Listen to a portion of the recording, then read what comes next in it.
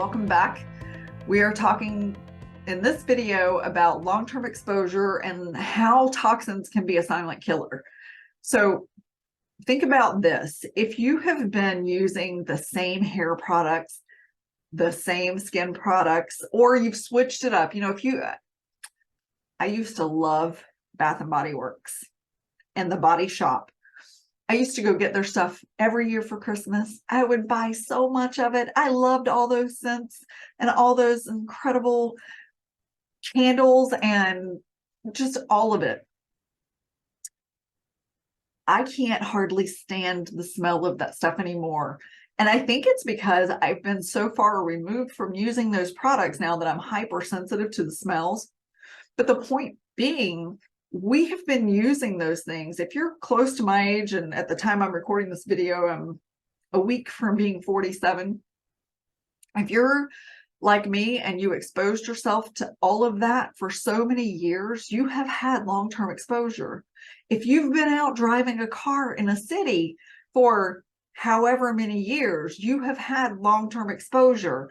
If you live in an old house and you've never had it checked for mold, you've probably had long-term exposure. That's what makes molds and toxins silent killers. So when we think about that, and you think about, okay, well, so I've eaten healthy my whole life. I've done, I've never really been a big drinker. I don't smoke, never smoked.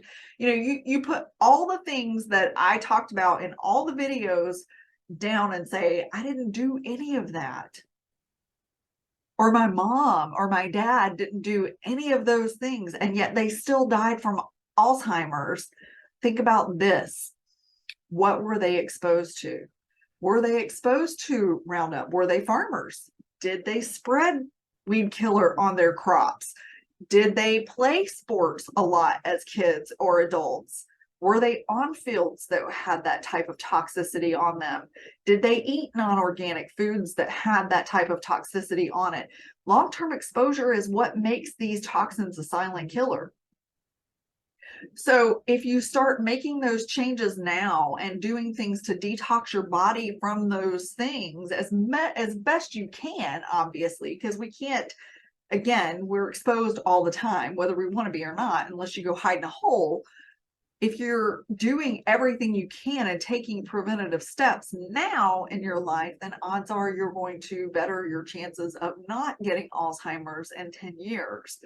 And I know that my people, the people who primarily pay attention to this, are in that phase in life, that stage in life where we are needing to start doing the prevention now because we've watched someone we love have it who is older, usually an aunt, an uncle, a parent, or grandparent. So we are in that phase where now is the time to start making changes. If we don't make the changes now, then we continue having the exposure. So my question to you is, are you ready to make those changes? Are you ready to stop letting this silent killer affect you? And are you affected? Are you doing anything? One of the things I haven't hit on really hard yet is candles. Do you put candles in your house that are made from regular petroleum? Because if you do, that is highly, highly toxic. You want your candles to be 100% soy or beeswax, and they're not cheap. Do you put the scented plugins in your house? Do you burn the wax melts in your house? Because all of those are highly toxic. Ladies, I know you're all going to hate me right now, but invest in diffusers, invest in essential oils. If you really want to have those scents in your house all the time, diffuse essential oils. We have to get away from these products that are on the market now that are just full of petroleum and aftermarket products, like, I don't know, all kinds of chemicals that go in them to make the fragrances and burn into our homes. When you blow a candle out and it wisps up all that black, that is toxin. That is carcinogenic. That is what is silently killing us on top of everything else. So do not fret. It takes time. You're not going to have Alzheimer's tomorrow from it if you start taking steps, Do it in baby steps. Don't be afraid to do it in chunks. I certainly didn't do it all at one time, even though I would love to have. It takes time, but start somewhere. And in the next video, we're going to talk about where to start. I'll see you there.